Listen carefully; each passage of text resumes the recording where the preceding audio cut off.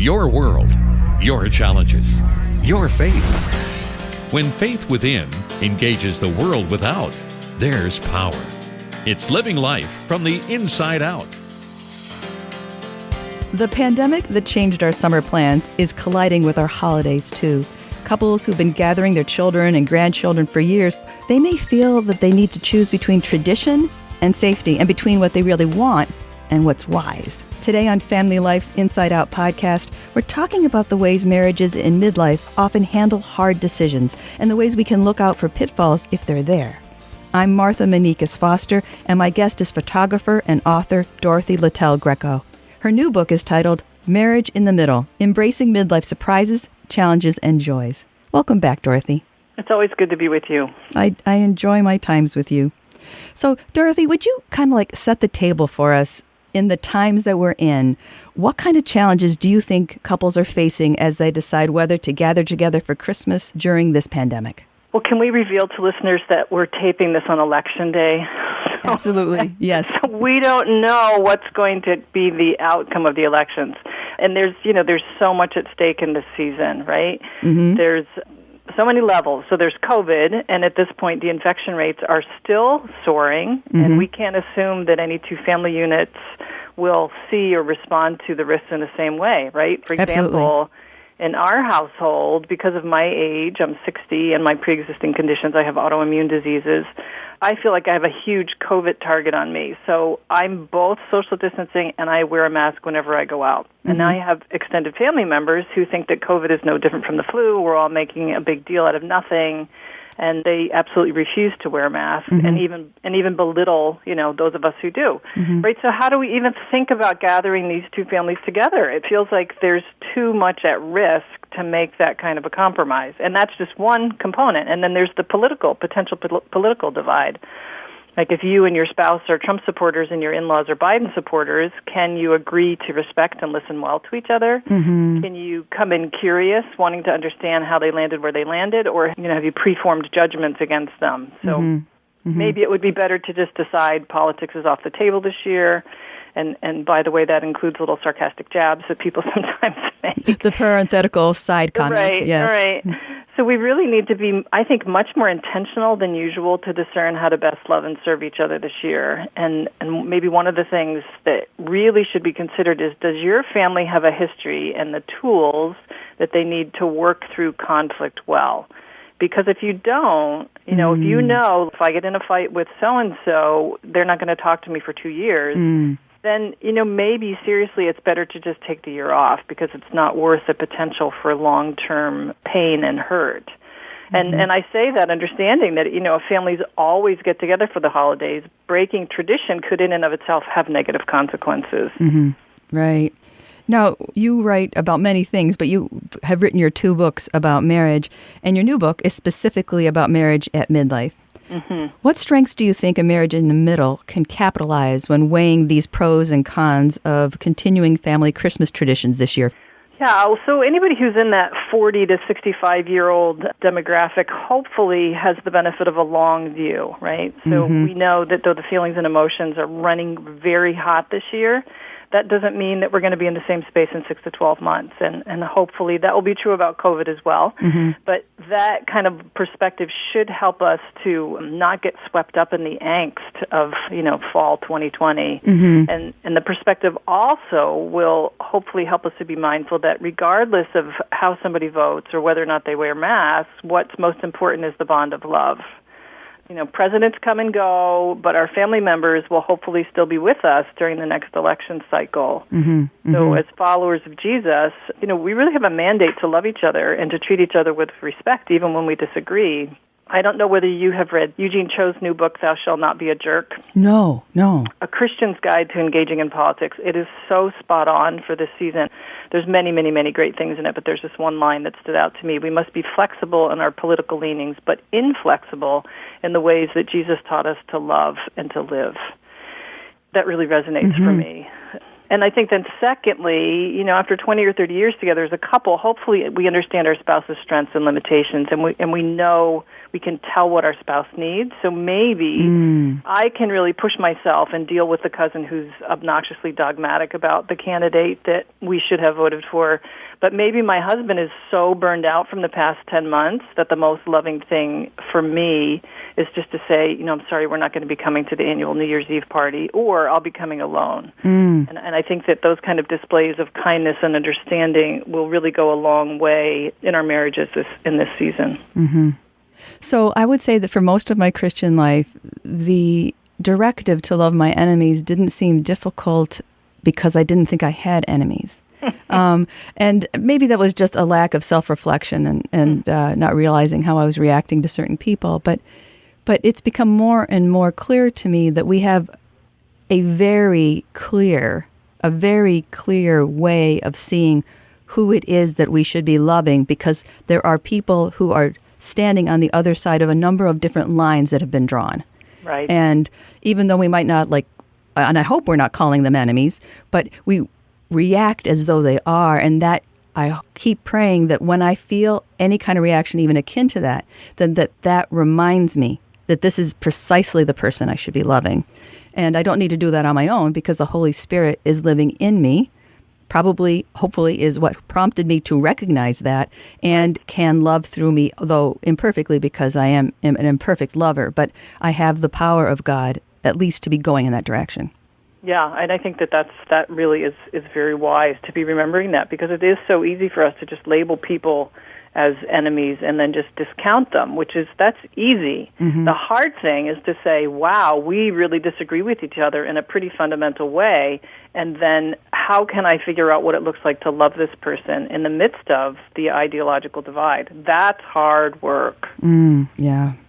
So Dorothy, what fault lines would it be wise for a couple to look out for in this stressful situation? And if a couple is already aware of the pitfalls in their own marriage, do you have suggestions for how they might compensate for those fault lines? My guess is if you took a survey of 100 people, that probably all of them would admit that they have been pushed, they've been rocked, they've been disappointed, they've been overwhelmed, they've been angered more than normal in this past year. Maybe you could trace it back to the lockdowns when they started in March, but maybe it would precede that. And for some of us, the stressors, have not let up. Anybody working in healthcare, my heart is so inclined towards folks who have young kids who have to work at home and who are trying to manage helping their kids do virtual school. I just think what an impossible situation. We have friends who have second-grade twins who both have learning disabilities. How on earth do you do school with them at home on the computer when you're trying to work? Yeah.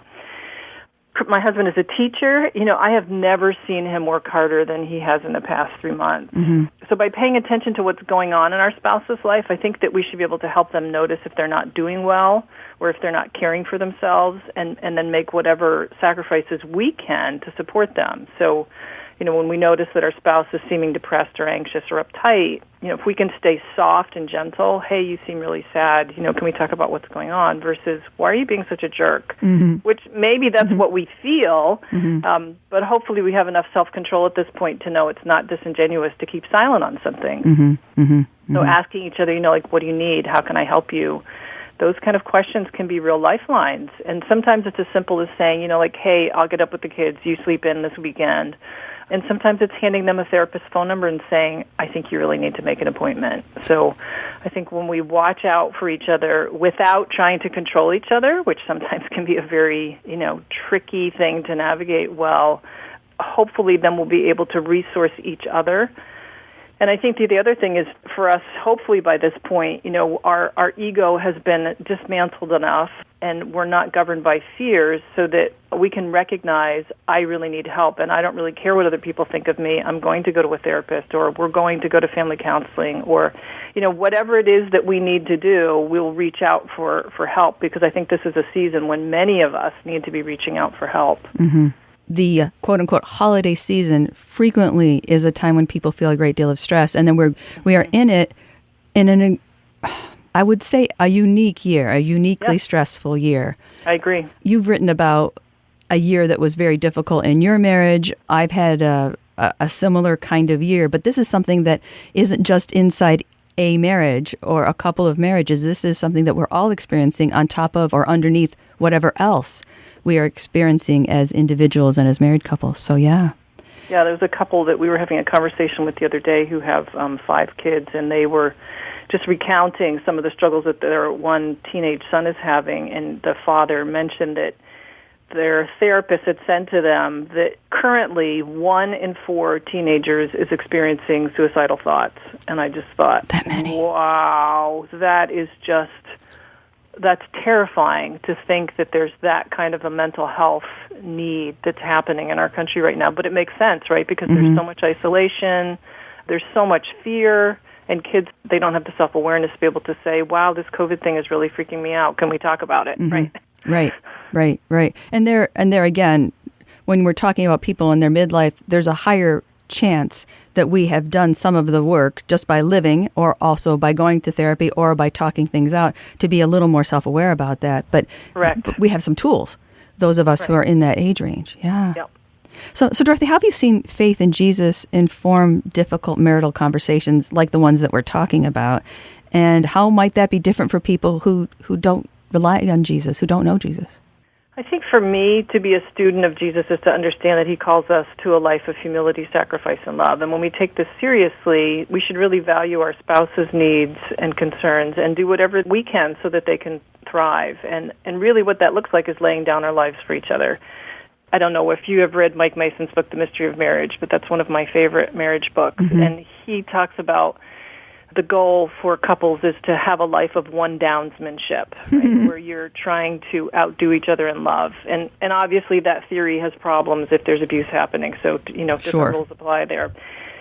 And I think you mentioned this just a couple minutes ago. The only way that I know how to live out that mandate to radical love is by being connected and empowered by the Holy Spirit. Like, in and of myself, I feel like I am so incapable of that kind of love. I'm so selfish, and I'm so inclined to self-preservation that it's just really hard for me to think, if I sacrifice in the way that my husband needs it, what's going to be left for me? Like, that's my default, and I just have to push past that.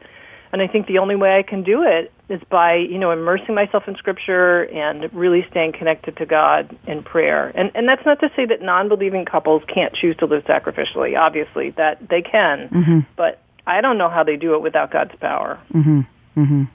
I'm expecting that many couples are going to be grieving their losses this Christmas. So let's say families say, for a variety of reasons, we are not going to gather with as many family members or any family members, or we're going to do a Zoom Christmas, which many of us are really, really weary of Zoom this and Zoom that.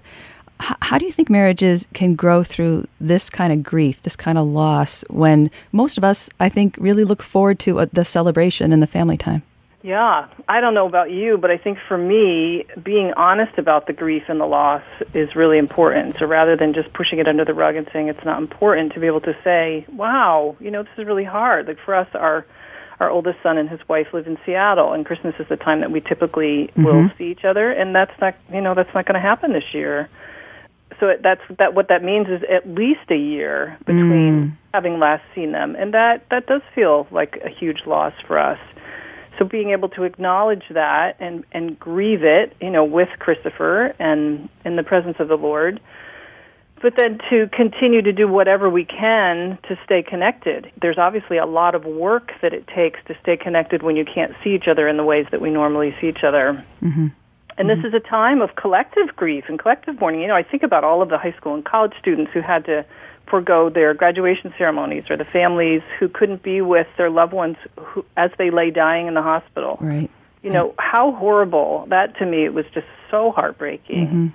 Or young couples who, had weddings planned and then they had to cancel them or had to just, scale down and have it be 4 or 6 people. Right. So I think that there's just there's a backlog of loss and grief, and this holiday could really, sort of be the capstone in what that will all feel like. So I think holding on to the truth that ultimately God wins, God's kingdom is going to come. Somehow that gives me a little bit of relief, but I think it is just a really sad time. I mean, I have definitely been noticing that I've been eating a lot more chocolate lately. And that's the signpost to me that, oh, Dorothy, are you feeling a little bit sad perhaps, right? Mm-hmm. Yes. And I think we also just need to really be gracious with ourselves. Like I've gained probably 10 pounds over the past 10 months, so I'm on a pound a month at this particular rate. And to not give myself such a hard time, if I don't have as productive of a day as I normally do, because like today, election day, I can imagine I'm probably not going to get much work done because I feel so worked up about, what's going on and what's going to happen. And I think that in this kind of space, we have to be willing to give each other and ourselves a little bit more grace than maybe we normally do.